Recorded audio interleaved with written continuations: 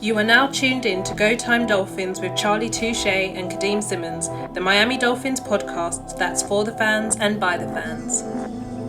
Gotta make them lose their mind when it's your time. And it's show time. Going all out when it's go time. Go. I ain't wasting no time. Gotta make them lose their mind when it's show time. Cause it's your time. Lay it on the line when it's go time. Go. Don't waste no time.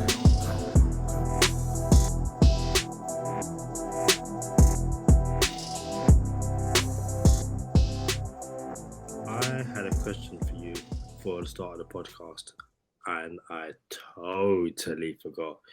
I saw the Dolphins tweet something out. It was like, would you rather be part of the pre-game huddle or the post-game celebration? I think that might have been it, but to me that seems too simple. It's like post-game celebration, like. So I'll ask you, maybe have a different answer, but would you rather be part of the pre-game huddle or the post-game celebration? It's funny you said it was simple because I'm trying to be a part of the pregame huddle. Let's go, baby. Break it down, baby. You feel me? Like that's what I'm trying to be a part of. But then, like, I want to be there after a dub. You know, like maybe don't pour like Gatorade over me. But I don't know. I don't know. Maybe it's not that simple. Maybe I was underestimating the simplicity of that question. Maybe you're just not a competitor, Kadeem. It's okay. Maybe we not built the same. You know what I'm saying? Maybe I want the Gatorade shower too, and I want the pregame get ready to go to battle with my dogs. You feel me? We've been in the gym, we've been in the weight room, something Kadeem might not never know about. You know what I'm saying? And then we all been in there. I see, we battle with each other, we go to war with each other, and then let's get ready, fellas. This is all the practice we've been doing, all the weightlifting we've been doing. Someone once said they pay us to go to practice. We play the games for free. You feel me? So yeah, man, get me. If y'all, for everyone who's listening to the podcast and they y'all not tuning in to YouTube, I'm back at my regular location, and I had to throw my Miami attire on. You feel me? But Kadeem ain't built the same apparently. Because I don't have a. That's not a bucket hat. That's a. What would you call that? A sun hat, I guess. I was thinking something. LB's in the building. Hey, what's up? Hey, come holler at the stream, LB. Hey, what kind of hat you call this? That's like a sombrero. It's not a sombrero. It's the sun hat you go fishing in. Yeah, it's a little too big for a bucket hat, though. It's not a bucket hat. Yes, it's not a bucket hat. It's a Panama Jack hat. Whatever it is. It's a straw hat, bro. But wait, it's not straw, though. It is straw, LB. Feel it. Nah, bro. That's that new age straw, bro. That's not. It's a hybrid straw hat. Listen, that's a LB and Charlie back and forth, which I don't need to get involved in. I just got picked up from the airport and we went back and forth a gang of times already. That's wild. Have you been back and forth over the Ravens game yet? This guy's about to show you a straw hat. Hold on. This right here is a straw hat. You see all the little straws, you could kind of see through it. That you can't really do that. I don't know. Hey, show them the Dolphins logo, bro. Oh, yeah. Do you think you're Luffy in that hat? I'm better than Luffy, man. Well, that's not difficult because that anime is trash. Like One Piece is awful. That's fun, bro. Hold up. Friend of the podcast, Javon Hollis said One Piece is a must watch. I know so many anime fans who say One Piece is the best anime of all time. I do not like it at all. All right, so the next time we have Javon Holland on, you're gonna have to tell him, hey, One Piece was trash. Yeah. Of like over 1,000 episodes, I'm on 137. So I haven't like got to where everyone else is, but so far I hold on, no. Then you can't say it's trash yet. Listen, One Piece has the best storyline. One of the best storylines, bro. I'm a tenth of the way through this anime, and I'm not enjoying it. Listen, It took what? COVID. It took me COVID to actually start back because I watched 200 and some episodes. I was not satisfied. I was actually angry because I wasted 250 episodes. But after like episode 300, 350, I was hooked. But before we break into the Ravens game, could you imagine watching a TV show and say it's even 10 seasons, yeah? And someone says to you, yeah, the first 3-4 seasons, nah, not good. Game of Thrones. I knew you was going to say that. Hey, Game of Thrones, bro. Game of Thrones, bro. Hey, nope. listen. Nope. Listen. Y'all Game of Thrones heads, y'all need to just leave me alone. Look, I'm going to tell you like this. And this is not a regular episode. I know we got some new listeners. Y'all probably like, what's going on here? I just made it back to the crib. I was out of town for work. Cousin picked me up from the airport. You feel me? LB was with me when I met Kadeem. We just chopping up real quick before we get into the Ravens talk. Bro, Game of Thrones is okay. It is not all the hype that everybody made it out to be. And I'm going to be real with you. It took me 3.5 seasons to be like, oh, we got action. Like now we got something. So Game of Thrones is exactly what you're talking about. Game of Thrones is great cinema. We done. We done. We finished. We appreciate you, but we done, bro. Hey, y'all know what time it is. It's Go Time Dolphins, the Miami Dolphins podcast that goes not only across the pond, but across the world. I'm your boy, Charlie Touche. I got my co-host, Kadeem Simmons, with me. It's always for the fans and by the fans. Your favorite podcast. Breaking Bad is an epic season, is an epic series. And I almost quit in the middle of the first season. I'm like, bro, I'm done. Matter of fact, my then girlfriend, she wanted to watch it, and I also wanted to watch it because LB told me to watch it. And then the world was talking, you gotta watch Breaking Bad. And I'll watch it. A season in, I'm like, hey, I'm done. I'm gonna watch the whole season with you, with my girl, my then girl. I'm single, you know what I'm saying? My then girl, and I kept watching it, and it's one of my all-time favorites. So you in One Piece, you got to fix it, Kadeem. You can't just say it's trash. You know what I'm saying? Well, so it's fine. So what's up? Ravens preview. What we got? I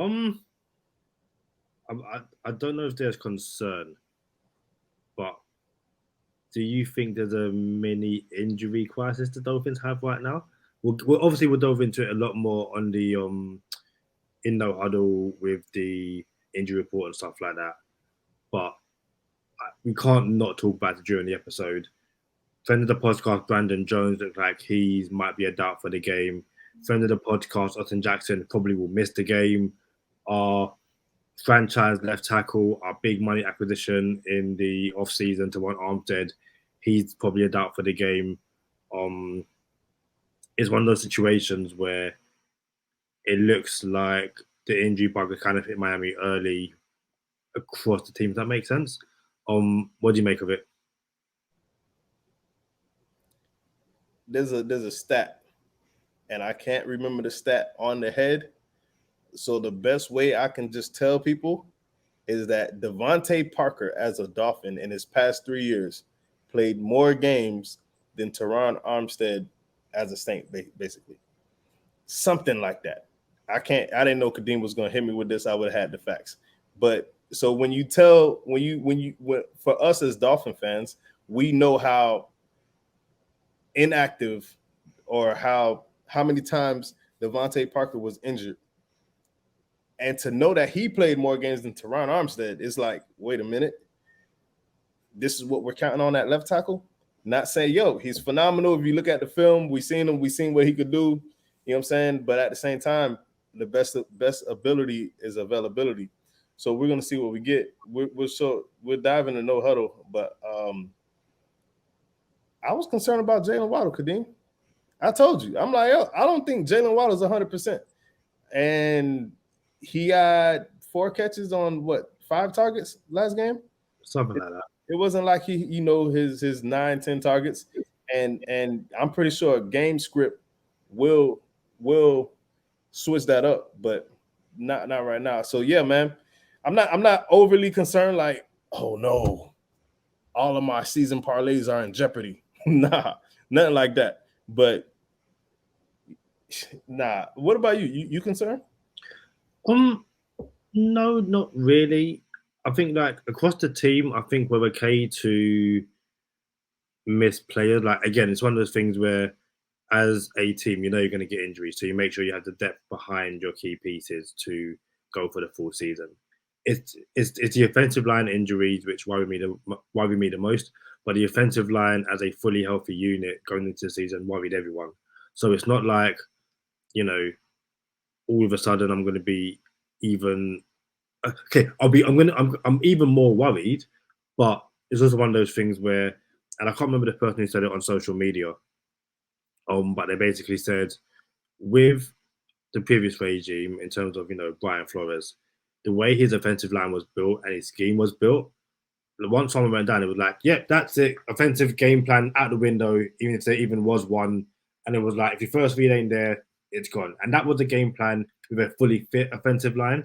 I think and the person alluded to this, with Coach McDaniel, he will scheme around his offensive line. Obviously, we saw in the Patriots game, we lost friend of the podcast, Austin Jackson, to injury, Teron Armstead to injury, and was it Greg Little to injury? Was it Greg Little or Robert Jones? It was Greg Little. Yeah, and the team basically kept on going. So I think with a full practice with the offensive line pieces that we have, McDaniel will scheme around what he's got. And I also think on defense or our offense against the Ravens defense is a somewhat easier matchup than our defense against a Bill Belichick coach defense, even if the Patriots are no longer what they used to be. All right, so it's crazy how everyone was talking about run first, run first, run first. Dolphins running game. McDaniel's coming. He's gonna put the run in the game, and the Dolphins are going to be a running team. They don't trust Tua. They can lean on the run because they don't really want Tua as the quarterback. We're not a run first team yet, Kadeem. And I don't even know if that's ever going to be the plan either. My quarterback's going to come out and dice you up, Holmes, and I'm ready for that. You know what I'm saying? I'm ready for the y'all what run game? You know what I'm saying? Now, it's gonna take time, small sample size. Don't ask me how the food tastes if you just got here. You know what I'm saying? So, but at the same time, yeah and no. If you put yourself in a situation where you're gonna have to pass the ball, you can't scheme around having to pass the ball. You know what I'm saying? You have to pass the ball. So you can't scheme around that. When it comes to running, you could run directly to the pressure, to the person you want to take out the play. Instead of running away from that person, you run right at him. He's the point of attack. But not when it comes to if you're down in a game and you got to play yourself back into it, you could get put in some sticky situations. You don't ever want to have to, excuse me, have to go around your players. Like, all right, we got Larnell Coleman and Coleman is still on the team? I want to say no, but I'll double check. I don't think he is, bro. But yeah, you say that like I was like, didn't he? We got our fourth string tackle in. Let's not go that way. Like, listen, at the end of the day, it's always next man up. So if it's next man up, you're gonna drop back and trust that man is gonna protect you. Back to my argument with you, Kadeem, about why it was the coach's fault, and you was trying to put it on Jesse Davis. I was putting on the coaches like, yo, like they put him in that position. They know this man can't do this. You know what I'm saying? So we're in a situation now where we got to trust players, and our quarterback's health is at stake. So we got to do whatever we got to do. Hopefully, the defense shows up. We can get like a 10-point lead early, and just try to nurse it and survive this week, and overcome these injuries. You mentioned our quarterback's health at risk. I know you've been traveling, and I don't know how much you've seen, but there's been one former coach, one former quarterback, and something Tua said. Have you seen what Sean Payton said about Tua, what Ryan Fitzpatrick said about Tua, and then what Tua said about his own height? I seen what he said about his own height, but what did Sean Payton say and Ryan Fitzpatrick say? Sean Payton, former New Orleans Saints coach, believed. It's the backstory anyway. It's believed that the Dolphins tried to get him in this season, didn't work out. Sean Payton believes that Teddy Bridgewater will start games for the Miami Dolphins this season, and it won't be because Tua's injured. I believe it was the Colin Cowherd show. One more time. So Sean Payton says that, or believes that Teddy Bridgewater will start games for the Miami Dolphins in 2022, and it won't be because Tua's injured. It's going to be because Tua's going to get benched, and Bridgewater's going to be the starter. What did Fitz say? Fitz was asked about what makes Tua good, and Fitz said that Tua doesn't have elite arm strength. He doesn't have the scrambling ability of a Josh Allen per se, but Tua is accurate and he throws with anticipation.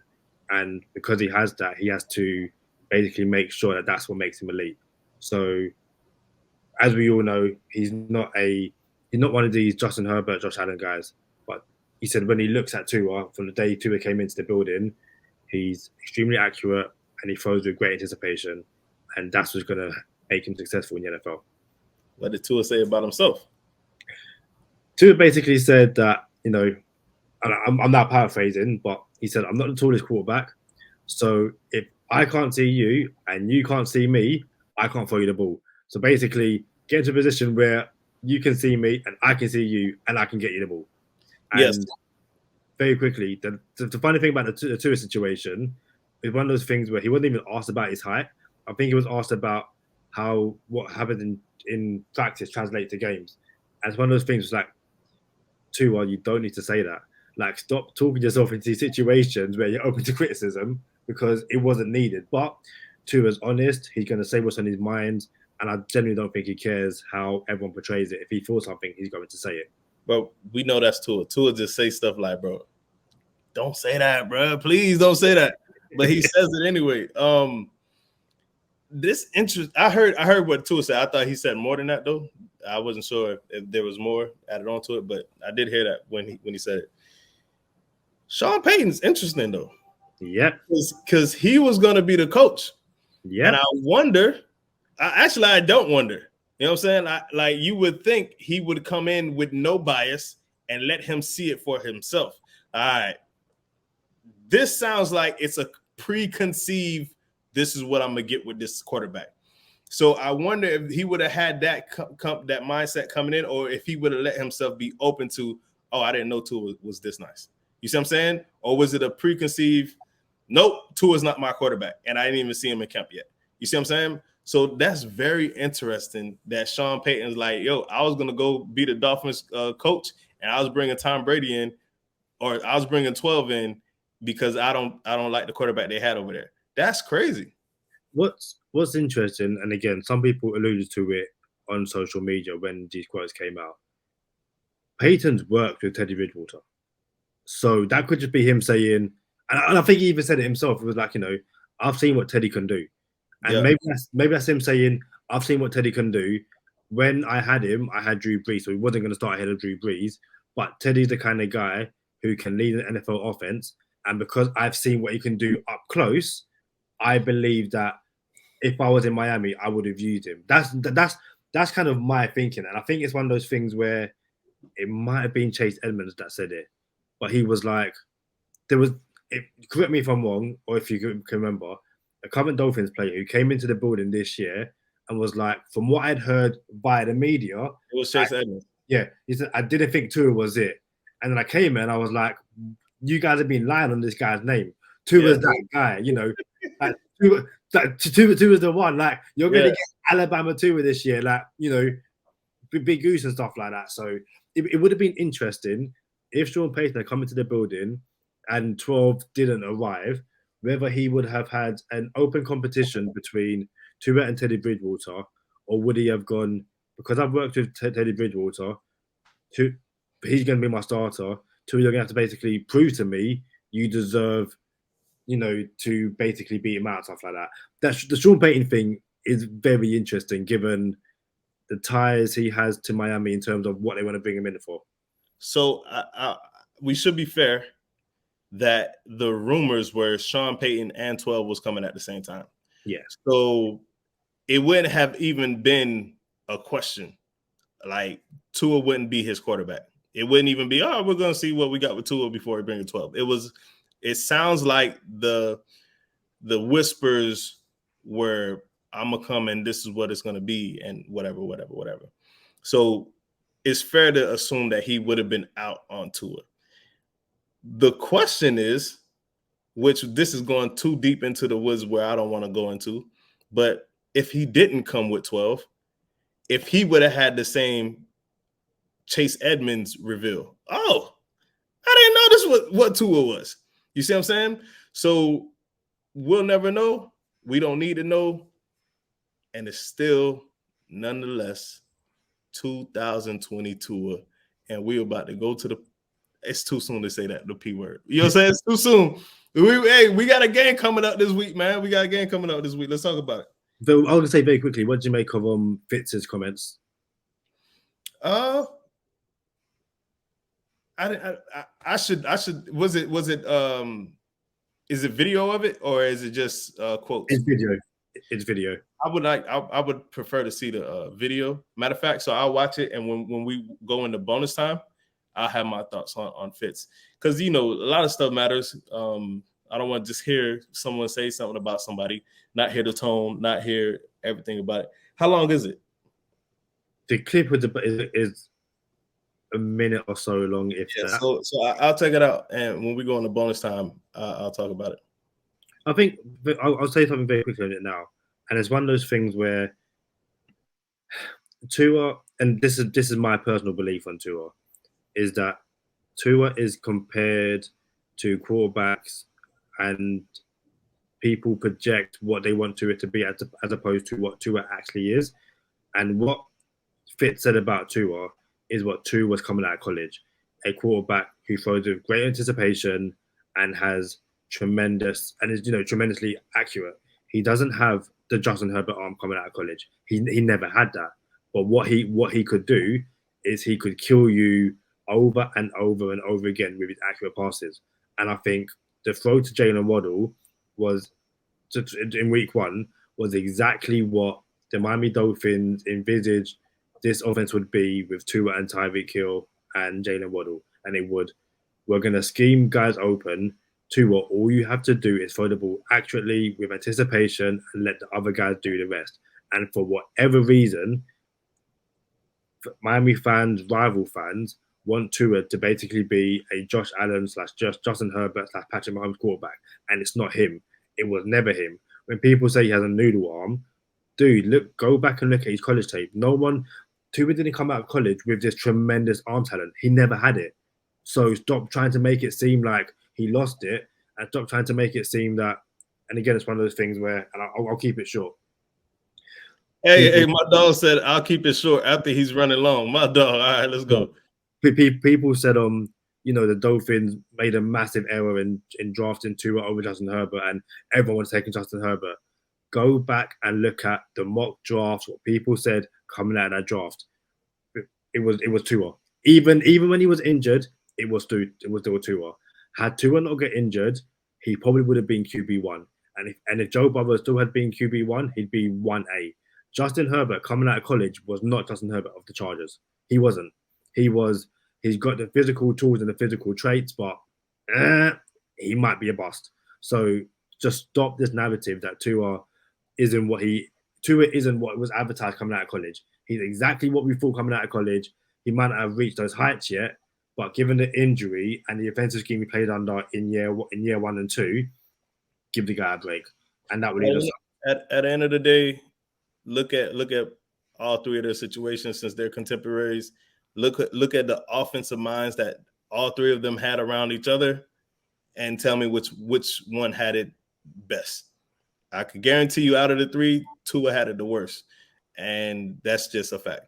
But we got the Ravens this week. Lamar Jackson, another talk of Miami this, Miami that with Lamar Jackson, which, okay, hey, say what y'all gonna say, do what you gonna do. We got receipts. We're gonna run back episodes. We're gonna run back Charlie Touche saying 2022. We're gonna run back Kadeem Simmons saying what he just said 30 seconds ago. You know, like, bro, I don't know. Kadeem be on the fence sometimes, boy. I got to get my dog on the record a little bit more often because he really didn't commit to Tua just now. He just said he's still a quarterback from Alabama. So we're going to – Kadeem, you in on Tua? Yeah, I'm in on Tua. Yeah, he didn't sound so enthused, but we are right. Beating something when you are, but again, the backstory to that is it not Fender podcast? What do we call our family? The Go Time Dolphins family. 5 Yard Lee asked myself, you, and Jason, are we in or out on Tua? And I believe we said we're all in. So I said I was in on Tua. So yeah. The 5 Yard Lead from Dolphin UK podcast from the official Miami Dolphin podcast network. Shout out, man. I'm so happy for them boys, man. So listen, we got Baltimore coming up. First question, a lighthearted one. Is there a way we could get up like 13 plus points so we could get Robert Hunt in the end zone and get his touchdown this time? Because last time they took Robert Hunt, friend of the podcast, Robert Hunt's touchdown away. Can we get that boy a tackle eligible and get him in the box? 100%. And if there's a coach that can do it, it's going to be Mike McDaniel. I thought the same. In the nicest way possible, if the last offensive scheme could have, like Christian Wilkins in on plays and the trick play between Jason Sanders and the Matt Hack for then I'm 99% sure that this new coaching staff can do it as well. If you are, can the Dolphins go 13 points up easily? Like, again, it's one example out of many. The Dolphins on their opening drive go down the field and score, and then Lamar Jackson comes out and throws a pick six. Like, okay, cool, fair enough. That can happen in any week, but the way this Dolphins defense is built is that, like Coach McDaniel said, after the week one game, this is still a defense first team. The offense has to prove that they can handle being an offense first team. So until then, it's defense first, and because it's defense first, this defense can, I'm not going to say shut down, but they can limit any team to 7 points. Like, don't get it twisted. When we beat the Ravens last season, scored 22-10. Like, and Lamar Jackson hasn't been the same since. So this defense can easily, once again, hold the Ravens to 10 points. And this defense can easily put us in a situation where we're 13 points up and the Ravens haven't even got going yet. So I'm not going to ask you your score because we got DraftKings Jason coming in later. We'll talk about numbers during Easy Money. I won't even hint towards it either. But man, what do you think is different this week in the game that you see this week with the Dolphins that you didn't see last week? I think they will try and get more players involved. I think this team doesn't want to be too Tyreek Hill focused, basically. Again, we said in our review episode, if you haven't watched it, go back and watch it. It's still a good episode. At one point, the offense was Tua and Tyreek Hill. Like, it was literally like they was out in their back garden, basically playing throw and catch. It was like, hey, here you go, here you go, here you go. So I think, Mike Gesicki only having one reception all game won't happen again this week. I think they'll try and make sure that he gets involved early. I think they'll try and get Jalen Waddle involved from early as well. And I think it's one of those things where you don't want to be like, you can't guard Tyreek Hill. And if you're going to do something stupid like double Tyreek Hill and provide safety up over the top, then you are a very, very, very, very, very dumb defensive coach. because Jalen Waddle's gonna be like, "Yo, I'm open." Like, it's funny. There's a play against the Patriots where Tyreek Hill, I believe, is on a go route, so he starts going, and he's got two. Hold on. Tyreek Hill's on the go route, so he starts going. So if he was on a slant route, Kadeem, would he start slanting? 100%. That's what matters. It's looking pretty slanting. If he's in a post route, he's posting up. He's doing what he's got to do. He started posting. He started going. He started posting. He started slanting. He starts on his route, and he's got two defenders like ahead of him, and they are ahead of him. And you see Tyreek Hill's hand go up, and by the end of the route, he's ahead of both of them. And it's like, and it's one of those things where, as Marino says, pick a guy, let it fly. I think Tua has to get used to being in a situation, and this is where his accuracy and his anticipation comes into it. If there's two guys ahead of Tyreek Hill, and Tyreek Hill puts his hand up, put it over both of those defenders because Tyreek Hill will get there.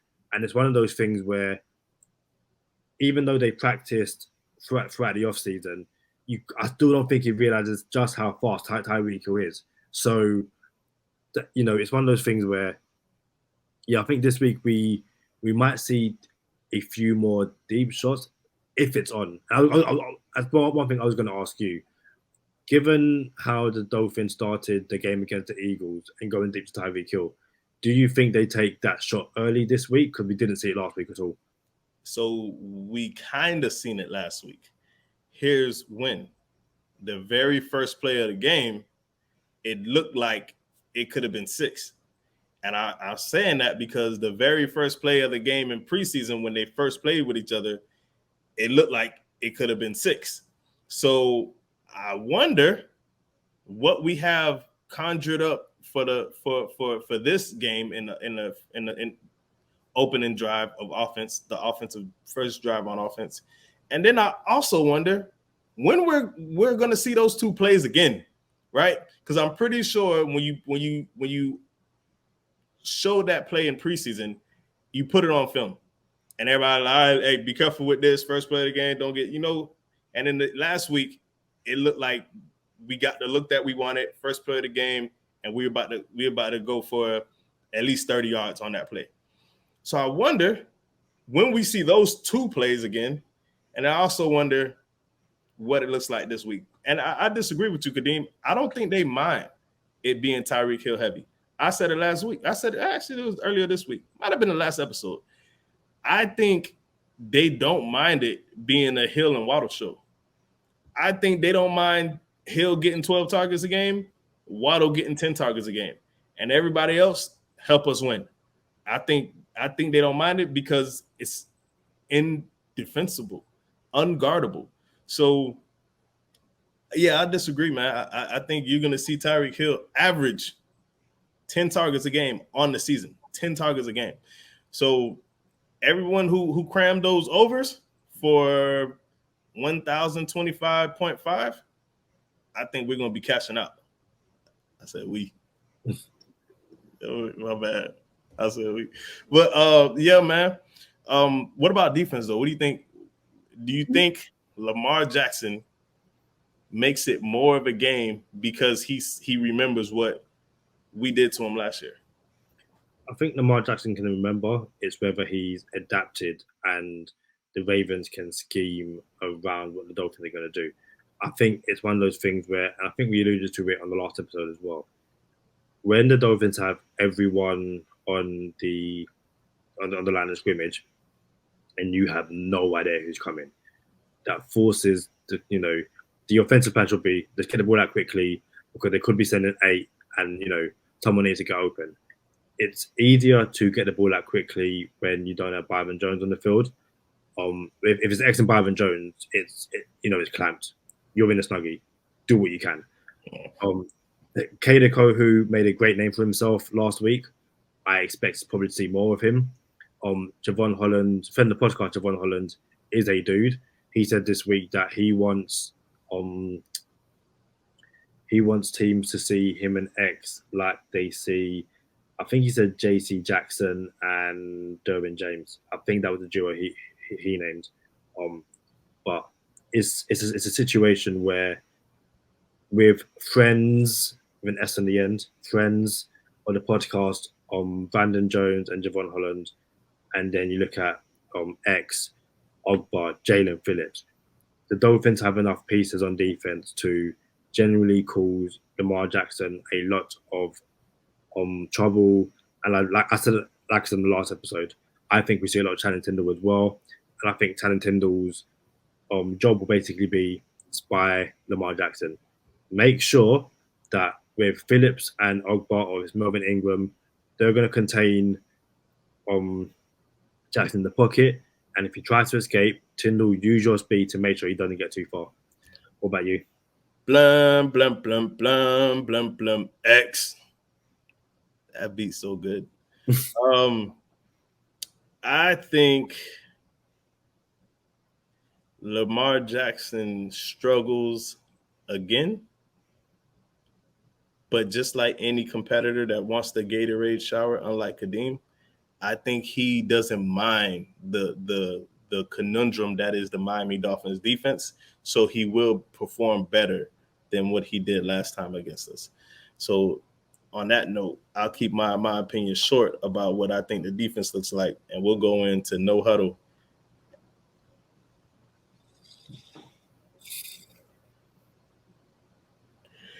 Coach K is in the building.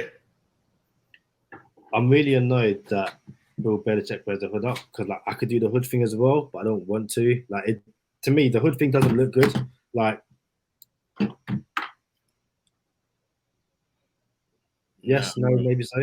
Nah. You don't even look like a coach right now. Nah, not at all. So you need a whistle, bro. Now I guess whistles is only for practice. Yeah. Cool. So no huddle. Let's get started. The Dolphins' participation on Thursday. Stephen Carter did not participate with a concussion. Friend of the podcast, Austin Jackson, did not participate with an ankle injury. A lot of guys were limited. Savant Ahmed with a heel injury. Tuan Armstead toe injury. Tanner Connor with a knee injury.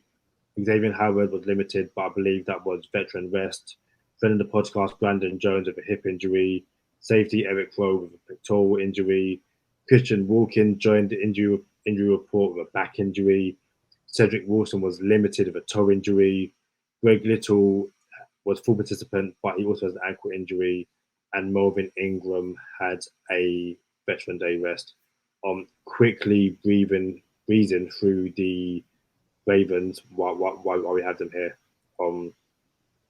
Nick Ball did not participate on Thursday. J.K. Dobbins was full. Marlon Humphrey was limited.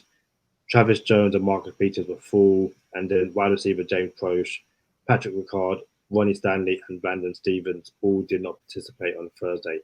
In terms of the weather, it is looking like it could be 89 degrees Fahrenheit, which is 32 degrees Celsius.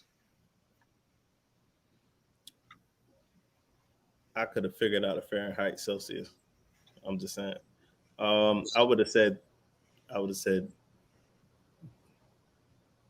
been like 2 degrees shot. But anyway, fantasy football. Here's where we're going. I got Tua Tagovailoa in the Go Time Dolphins Fantasy Football League, and I'm starting them. Matter of fact, I'm so happy to start this man, not just because I'm a Dolphins fan, but he's my only quarterback. That's how much I trust Tua this season. It has nothing to do with, oh, you're tripping. You got on the aqua and orange Dolphin glasses. I don't. I'm drinking the Kool-Aid, but I don't have on the aqua and orange glasses. You know what I'm saying? Like, I believe Tua's going to get it done. I believe Tua's going to show up. I also believe Tua is going to basically arrive this season. So I like him this week against Baltimore. This is just fantasy football. I like him this week for fantasy football. I also like Chase Edmonds. Chase Edmonds will get the start in my league. I don't have him in the fantasy in Go Time League, but he's going to get the start. I like Chase Edmonds to put up more points than he did last week. I think we're still ironing out the kinks with the O-line being in trouble. we might have a situation where Chase Edmonds gets +5 receptions and turns one of those receptions into something. So go ahead, give me some Chase Edmonds, give me Tua, give me Waddle, give me Reek, give me Dolphins defense, even year, give me Jason Sanders. On the other side of the ball, go ahead, start Lamar Jackson. He'll give you his numbers regardless of the situation. I'm going to stay away from Mike Davis, stay away from Kenyon Drake, stay away from whoever, Dobbins, even if Dobbins plays, how much is he really going to play? So I'm not too sure about Baltimore. But Rashad Bateman may give you some points. I know he didn't give you no points last year or last week, but that's exactly why he may give you points this week. So you got a situation where there is no Eric Rowe. So we got DraftKings Jason coming up. I'm gonna tell you to take a Mark Andrews touchdown, anytime touchdown. With potentially no Eric Rowe, it could get ugly for the tight end. So Mark Andrews, start him. Ravens defense. Start the Ravens defense. You might not have your 22 points on defense, but you'll have some points. It's not going to be one of those, my defense only got 2 points this week. Nah, they're going to give you some points. And, of course, start the greatest kicker that ever played in NFL, Justin Tucker. That's all I got for fantasy football, man. What up, Coach? I'm going to upgrade and get one of those headsets where like it's only got the one ear. So it's kind of like that. I'm going to get one. You gonna get one in orange? Pardon? You gonna get one in orange? Well, probably not. Only because Miami Daniel wears it in black. I think they'll wear it in black. So just stick with what we know and kind of go from there. Hey, so we're about to get to it. The segment everyone's waiting for. Easy money segment. We started it off last week. We're bringing in our friend, our what is it, man? Like, yeah, we got to find a name for the people who are regulars on the podcast that rock with us. But DraftKings Jason, welcome to the show, bro. How you doing? I'm well, guys. How about you? You good? All right, man. Hey, so last week we cashed out, Jason. We came up with the take the 3.5, and we delivered. You have anything this week that you like? I do. With the Baltimore Dolphins that you think, you know what, we could get some easy money. We can. I mean, I've been listening as you guys have been going along, and I heard what you're saying about Kasiki Kadeem, but I just don't think he's right in this offense, and I don't think his target share will increase. There's a lot of mouths to feed. I think with Daniel likes the other guys there. He's happy with Long. He's happy with Smythe. He's happy wheeling out the backs. He's happy with Craycraft. He's happy with Sherfield. I just think Kasiki's just the odd man out, and I don't think the market will react quick enough to that. I haven't seen a line for him yet. It will probably be in around the 25 to 30 yard mark, and I think that's an underplay this week. Mike Gesicki under receiving yards. Sheesh. So if you had to have one bet of the week, just one bet that you could give us that you like, you just gave us Gesicki under. Is that the one bet that you would take to the bank? That would be the one bet, yeah. I mean, we want to talk about the game, that's a different matter, but if I've got one bet that I'm going to go with, it's going to be Gesicki under receiving yards. All right. Anything else we could look for this game that we might have some interest? What about an alternative spread? See, this is an interesting game. I mean, I wouldn't want to put anyone off Miami money line. It's got a lot of dynamics. Obviously, you've already mentioned the Jackson dynamic with how we handled him last time we played. I can see a similar trend. I think people, especially people betting, they look for stories, they look for narratives in games. I think one of them will be like, this is Lamar Jackson's revenge game. But I don't think it is a revenge game. I just think it's a team and a defense that has his number. Miami's defensive strength is Lamar Jackson's weaknesses, and he's not going to be able to overcome that. So Dolphins money line, and that's not even through orange and aqua tinted glasses. That is just Miami money line is a bet. Miami money line. So not even Miami plus 3.5. You said Miami money line. Yeah, go money line. Ooh, Kadeem, I know you're not a gambling dude, but not even if you were a gambling dude, but what do you think this game looks like? I know we talked about what the game will look like. Give me your score prediction for the game and who wins. I think it'll be a closer game than what we saw last week. I can see the Dolphins winning, but I think it will go into the fourth quarter. I'm gonna go 24-14. But I think, like I said, the Dolphins are going to get like a touchdown right at the end to make it seem easier than it actually was. What about you? So Kadeem likes this game to go under. You see how we did that, Kadeem? You don't even have to bet to be involved in the easy money. Kadeem likes the under. Kadeem didn't say take the under, but he likes the under. 24-14 Miami. I think this game's going to be closer than what the odds makers think. I think this is an actual game this year. I don't think we run in big trust and walk away with the bag. But I do think we walk away with the W. I think we're going to have to gut it out. If I had to put a score on it, which I have to because I just asked Kadeem, I struggle to see the way the Ravens are going to score. Not like the Patriots did last week. I don't know how the Patriots are going to score last week. I can see this game going under, but I can also see it going over. I can see it to where, okay, we got ourselves a dogfight. So since I'm put it on the record, I'm going to say Miami wins 23-17.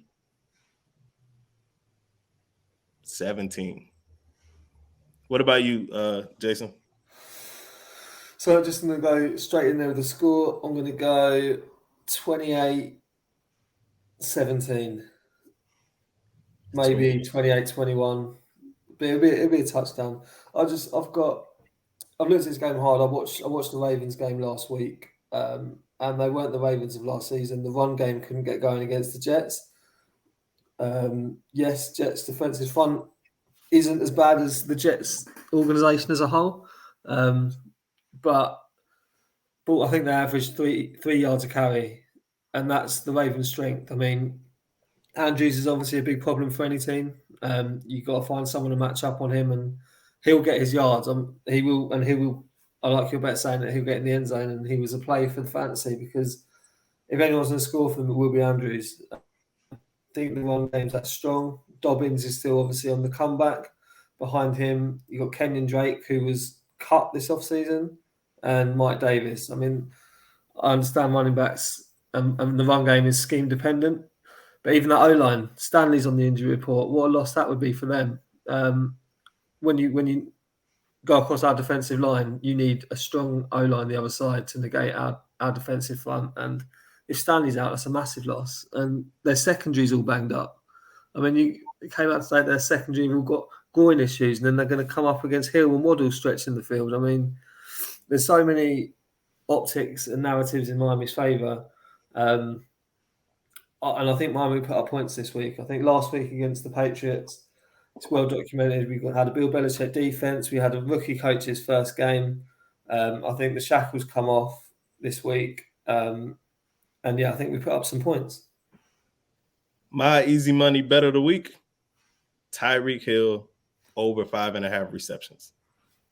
Take it to the bank. Hey, Jason, come on over to bonus time with us. Kadeem, we got a giveaway coming up. We have the friend of the podcast, Javon Holland jersey giveaway that's ready to go. So we will do it in bonus time. Hey, y'all know what time it is. Stay positive, test negative. For Kadeem Simmons, DraftKings Jason, I'm Charlie Touche. Thank you for tuning in this time. Make sure you catch us next time on Go Time. Already. Lose their mind when it's your time. And it's show time. Going all out when it's go time. I ain't wasting no time. Gotta make them lose their mind when it's show time. cause it's your time. Lay it on the line when it's go time. Go. Don't waste no time. Gotta make them lose their mind when it's your time. And it's show time. Going all out when it's go time. So before we get into the giveaway, just want to say thanks to everyone who participated. To this day, I literally sit back and think, we had Javon Holland, friend of the podcast, Javon Holland on the show. Like, it truly does blow my mind. So it's a long time coming, this giveaway. We said that when we reach 300 subs on YouTube, we will do a Javon Holland jersey giveaway. We're doing it now, and we're nearly at 600 followers. So subs. So, thanks for everyone who participated. We've had people, I believe, from Germany, England, United States. I think that's someone from Sweden. So this truly is a podcast that goes not only across the pond but across the world. Got a friend from India now. Yeah. So you could be someone in Sweden who could be getting a fit to size Javon Holland jersey shipped very, very soon. So Charlie, while I get the word up, anything you want to add? Nah, man, we appreciate all the support. We appreciate all the not just support, just man, you guys chop it up with us in the comments. You guys chop it up with us on IG. We go on the emails. Sometimes I check them. Sometimes Kadeem checks them. Sometimes the social media checks them, and it's stuff in the emails waiting on us, man. So it's more than just a podcast. Me and Kadeem started off by just, hey, we talk about the Dolphins every single day. How about we just start recording the conversations? And now we're growing. Now we got DraftKings, Jason, a part of the easy money segment, man. So yeah, man, we more things to come. Lights go off. Kadeem's got to pay the light bill. You know what I'm saying? But I mean, yeah, we got a lot more coming. This show's about to go to higher heights, and we appreciate everybody rocking with us. Let's give away a Javon Holland jersey. So to everyone who is involved, again, best of luck. As I look on my screen, all good. So nothing less to say apart from, again, good luck. Big bucks, no whammies. No whammies. No whammies. No whammies. Hey, Jeffrey Whitcomb. I wonder if it's Whitcomb or Whitcomb. I thought you said the same thing as well. Hey, congratulations. Javon Holland fit the size jersey winner, Jeffrey Whitcomb, man. Hey, we're going to get your contact. We're going to get your shipping address. We're going to get your jersey size. We appreciate you rocking with the Go Time Dolphins podcast, man. Enjoy your jersey. And hopefully you don't got the Kadeem curse. You know what I'm saying? Because we need you just be a part of the team and not be a detriment to the team like my co-host here. You know what I'm saying? But we rock with you, man. Appreciate you. Yeah, definitely. Again, congratulations. And we'll have more giveaways. We've got a Madden giveaway next episode. So you could, people could win that. Have you guys? So obviously we know that Tua is 4-0 against the Patriots and Bill Belichick. Have you seen the other impressive record that Tua currently has at the moment? No. The losses. Have you, Jason? Yeah, is that the one against Super Bowl winning teams or Super Bowl winning coaches? Or? Super Bowl winning coaches, yeah. Yeah. Do you know the record off the top of your head? I saw it earlier. 5-1. What would you say it is, Charlie? Super Bowl winning coaches. Tua played against. All right. Was it before they won the Super Bowl or after they won the Super Bowl? Does that matter? I think it's after. All right. So Sean McVay is a Super Bowl winning coach now, but he beat Sean McVay before he was a Super Bowl winning coach. So how does that work? I will double check. I have the record, but all right. Well, let me take a shot at it. This is very on topic for today. How many cards are in a deck? This guy, Kadeem, over here watching all kind of boy, if your son didn't watch this podcast, I'll say something wild right now.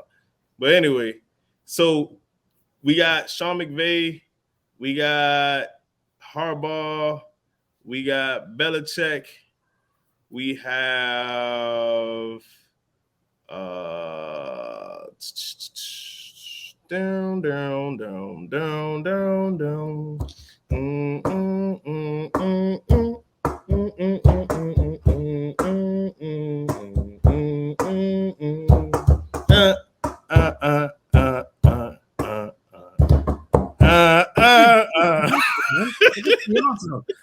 All right.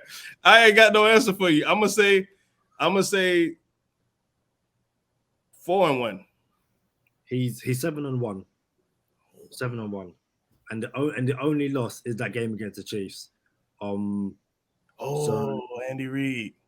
According to NFL research, Tua's .875 winning percentage against Super Bowl winning head coaches is the best in NFL history among quarterbacks who have started at least 6 games against Super Bowl winning head coaches. So they've got 2 wins over John Gruden's Raiders. Obviously, although one of them, Fitz came in, beat Sean Payton's Saints. So that's 3, and then 4 against Bill Belichick. So I guess Sean McVay doesn't count because at the time he hadn't won the Super Bowl. But I guess John Harbaugh won the Super Bowl though. John Harbaugh's not in there. He is. You said Harbaugh? No, I said John Gruden's Raiders. Oh, that's interesting then. Did Tua not play? Oh, I guess he did not start. Brissett started the Ravens game, didn't he? And then Tua came in? Yeah, Tua came in, yeah. So you know what? It works out because he started the Raiders game that Fitz finished, and Brissett started the Ravens game that Tua finished. So before everybody comes at Fitz saved him. Okay, well, he saved Brissett. You know what I'm saying? So I like it. Yeah. So, and there will be people, but it was a defense. Listen, don't do this. Tua was the starting quarterback. He made plays. Let's leave it at that. So they'll find some way. It's Flores. They'll find some way, boy. Jason, we asked. Me and Charlie spoke about this in the last episode. And you mentioned Gesicki basically not being a fit in this offense. Do you think? Are you? Okay. Do you think he gets traded before the window closes? And do you think it will be for an offensive lineman? No, I don't think he gets traded. I think our valuation of Gesicki is higher than the rest of the league's valuation on Gesicki. That would be my opinion. I love Gesicki. I've always been a massive Gesicki fan. It's just unfortunate he's in this situation, and I hope they do find a place for him.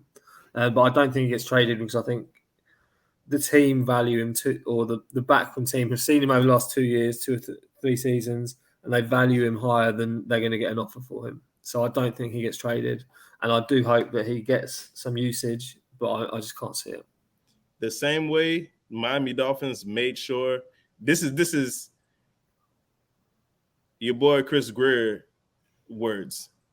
We wanted to make sure he landed on his feet. That's what he said about Devontae Parker. So they had trade offers for Devontae Parker, and they asked Devontae's agent, hey, where do you guys want to go? And that's what they chose, was the Patriots. So in the event, I don't even want to say this with my mouth. In the event they trade my dog Gesicki, he needs to land on his feet. It needs to be where he wants to go outside of the AFC East because he's better than Devontae Parker. We can't afford him to go inside the AFC East. It's funny how that works. Like, oh, yeah, you want to go to the Patriots? Sure.